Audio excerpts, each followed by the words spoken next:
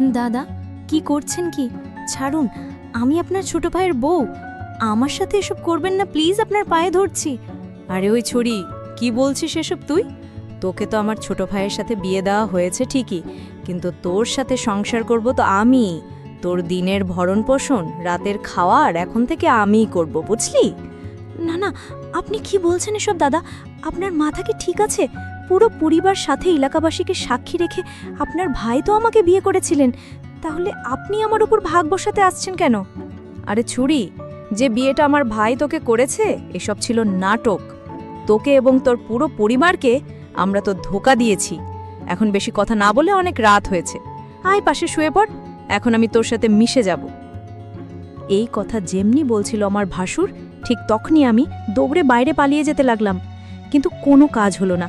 ভাসুরজি আমার হাত ধরে এক ঝটকায় টান দিয়ে তার কাছে নিয়ে গেল এবং কানের কাছে ফিসফিস করে বলল, আমার প্রিয় বউ, আমার ভাইয়ের কথা বাদ দে, ওর কথা না ভেবে চল আমাকে খুশি রাখ, এতে তোর এবং তোর পুরো পরিবারের জন্য অনেক ভালো।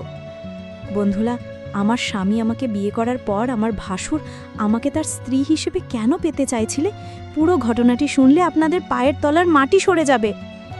সুপ্রিয়ার শৈশব ছিল স্বপ্নময়। সে দেখত দিগন্ত বিস্তৃত ভবিষ্যতের ছবি, যেখানে সে একজন সফল শিক্ষাবিদ হিসেবে নিজের এবং পরিবারের মুখ উজ্জ্বল করছে। উচ্চ মাধ্যমিকের পাঠ চুকিয়ে সে যখন বিশ্ববিদ্যালয়ে ভর্তির প্রস্তুতি নিচ্ছিল, তখন থেকেই তার পরিবারে রাকেশের বিয়ের প্রস্তাব আসে। রাকেশের বাবা ছিলেন এলাকার প্রভাবশালী ব্যক্তি, আর তাদের বিপুল সম্পত্তির খ্যাতি ছিল সবার মুখে মুখে। সুপ্রিয়ার বাবা, যিনি সারা জীবন অভাবের সাথে সংগ্রাম করে গেছেন, তিনি এই সুযোগ হাতছাড়া করতে চাইলেন না। তিনি ভেবেছিলেন রাকেশের সাথে বিয়ে হলে সুপ্রিয়ার জীবন সুখ ও সমৃদ্ধিতে ভরে উঠবে, আর তাকে আর কোনোদিন আর্থিক কষ্ট দেখতে হবে না।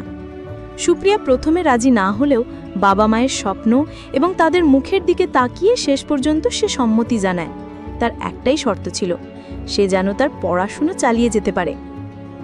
রাকেশের পরিবার সানন্দে সেই শর্ত মেনে নেয়, আর সুপ্রিয়ার বাবা স্বস্তির নিঃশ্বাস ফেলেন। বিয়ে সম্পন্ন হওয়ার পর যখন সুপ্রিয়া নতুন জীবন শুরু করার স্বপ্নে বিভোর, ঠিক তখনই তার জীবনে নেমে আসে ঘোর অমানিসা। ফুলশয্যার রাতে যখন সে স্বামীর জন্য অপেক্ষা করছিল, রাকেশ একা নয়, তার সাথে প্রবেশ করে তার বড় ভাই রাহুল, সুপ্রিয়ার ভাসুর। তাদের চোখে ছিল এক বীভৎস লালসা। রাকেশ জানায়, আমরা দুজনেই তোমার স্বামী, এই রাত আমাদের তিনজনের। সুপ্রিয়ার পৃথিবী যেন এক মুহূর্তে থমকে যায়। সে স্তম্ভিত হয়ে যায়, তার শরীর হিম হয়ে আসে। যখন সে প্রতিবাদ করতে যায়, তারা দুজনে মিলে তাকে জোরপূর্বক বিছানায় বেঁধে ফেলে। সারা রাত ধরে চলে তার উপর পাশবিক অত্যাচার। শারীরিক যন্ত্রণা ছাপিয়ে তার আত্মায় গেঁথে যায় এক গভীর ক্ষত, যা কোনো দিন শোকানোর নয়। তার উচ্চশিক্ষার স্বপ্ন, একটি ভালোবাসাময় দাম্পত্য জীবনের আকাঙ্ক্ষা, সব কিছুই চূর্ণবিচূর্ণ হয়ে যায়। পরের দিন সকালে যখন সে চোখ খোলে, নিজেকে এক অচেনা নরকের বাসিন্দা মনে হয়। তার শরীর জুড়ে ব্যথা, মনে একরাশ ঘৃণা আর হতাশা। কিছুক্ষণের মধ্যেই সে জানতে পারে এক ভয়ঙ্কর সত্য, রাকেশ আগেই বিবাহিত ছিল। এই খবর সুপ্রিয়ার মনে যেন শেষ পেরিকটি ঠুকে দেয়। সে বুঝতে পারে তাকে মিথ্যে স্বপ্ন দেখিয়ে এই অন্ধকার গর্তে ঠেলে দেওয়া হয়েছে।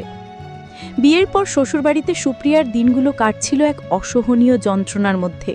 তার পড়াশোনা বন্ধ করে দেওয়া হয়, বইপত্র ছিনে ফেলা হয়। তার কণ্ঠ রোধ করার জন্য রাকেশ বারে বারে তার উপর চালাতো শারীরিক ও মানসিক নির্যাতন। একবার যখন সে তার ছোট বোন অনমিকাকে ফোন করে তার অবস্থার কথা জানাতে চাইছিল, রাকেশ একটি গরম ইস্ত্রি দিয়ে তার পিঠে ছ্যাঁকা দেয়। সেই গভীর ক্ষত শুধু তার শরীরে নয়, তার মনেও এক দাগ ফেলে দেয়। বিয়ের তৃতীয় দিনেই একটি ঘটনা সুপ্রিয়ার মনে সন্দেহের বীজ বুনে দেয়।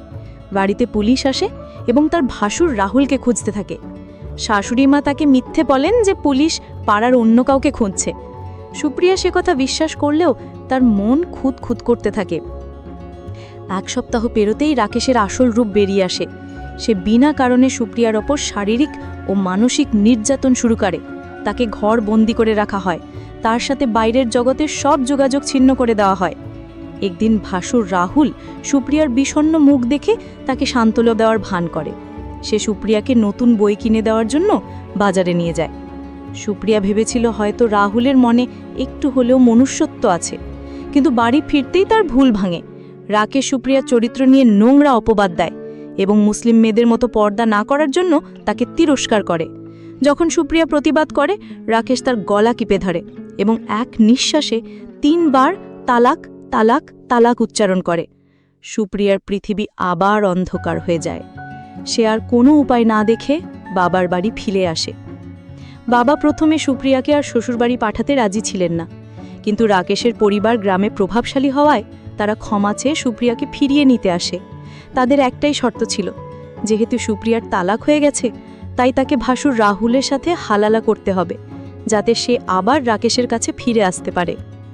সুপ্রিয়া এই প্রস্তাবে রাজি হয়ে যায়। সে রাহুলকে দাদার চোখে দেখত, তার সাথে এমন সম্পর্ক কল্পনাও করতে পারত না। কিন্তু ছোট বোন অনমিকার ভবিষ্যতের কথা ভেবে পরিবারের সম্মান রক্ষার অর্থে সেই নরকের প্রস্তাবে রাজি হয়ে যায়। তার মনে ক্ষীণ আশা ছিল, হয়তো সেই নরক থেকে সে মুক্তি পাবে, হয়তো অনমিকা সুখে থাকবে। ভাসুরের সাথে হালালা হবার কথা ছিল যে 2 দিন পর রাহুল তাকে তালাক দেবে এবং সুপ্রিয়া আবার রাকেশের কাছে ফিরে আসবে। কিন্তু শ্বশুরবাড়িতে ফিরে আসার পর সুপ্রিয়ার ভয়ে সত্যি হলো। রাহুল মদ্যপান করে এসে তাকে জোর করে ধর্ষণ করে, কারণ তার মতে সুপ্রিয়া এখন তার স্ত্রী। সুপ্রিয়ার সমস্ত প্রতিরোধ ব্যর্থ হয়।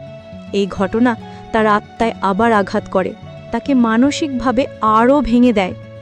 2 দিন পর রিয়া নামের একটি মেয়ে তাদের বাড়িতে আসে। রিয়া ছিল রাকেশের প্রথম স্ত্রী, যাকে একইভাবে প্রতারণা করে তালাক দেওয়া হয়েছিল।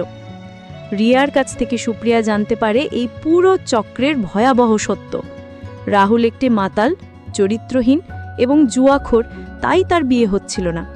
এই কারণেই তারা রাকেশের মাধ্যমে সুপ্রিয়াকে বিয়ে করে এবং পরিকল্পিতভাবে তালাক দিয়ে রাহুলের সাথে তার হালালা করায়, যাতে রাহুল একটি স্ত্রী পায় এবং সমাজে তার মান রক্ষা হয়।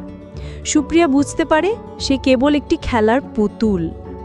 যখন সুপ্রিয়া এই অন্যায়ের বিরুদ্ধে প্রতিবাদ করে, তখন শাশুড়িমা, রাকেশ এবং রাহুল 3 জন মিলে তার ওপর শারীরিক ও মানসিক অত্যাচার শুরু করে। তারা তাকে বাড়ি ছেড়ে বের হতে দেয় না, সব দিক থেকে আটকে রাখে। যখন সে তাদের পুলিশের ভয় দেখায়, রাহুল একটি অ্যাসিডের বোতল নিয়ে এসে তার মুখে ছুঁড়ে মারার জন্য। শাশুড়িমা নিজেও এই জঘন্য কাজে তাদের সঙ্গ দেয়। ঠিক সেই মুহূর্তে পুলিশ বাড়িতে ঢুকে রাহুলকে গ্রেফতার করে। সুপ্রিয়া জানতে পারে রিয়াই পুলিশকে খবর দিয়েছিল। শাশুড়িমা রিয়াকে তার বাপের বাড়ি পাঠানোর আগে সুপ্রিয়া লুকিয়ে তাকে সব ঘটনা জানিয়েছিল। রিয়া সুপ্রিয়াকে জড়িয়ে ধরে কাঁদতে থাকে। দুজনেই একে অন্যের কষ্ট অনুভব করে। সেদিন সুপ্রিয়া মানসিকভাবে পুরোপুরি বিধ্বস্ত হয়ে পড়েছিল। এই ঘটনাটি তাকে শিখিয়েছিল যে শুধু টাকা পয়সা দেখে বিয়ে দেওয়া উচিত নয়। জীবনসঙ্গীর ভালোবাসা, সম্মান ও ভালো মানুষ হওয়াটাই সবচেয়ে জরুরি।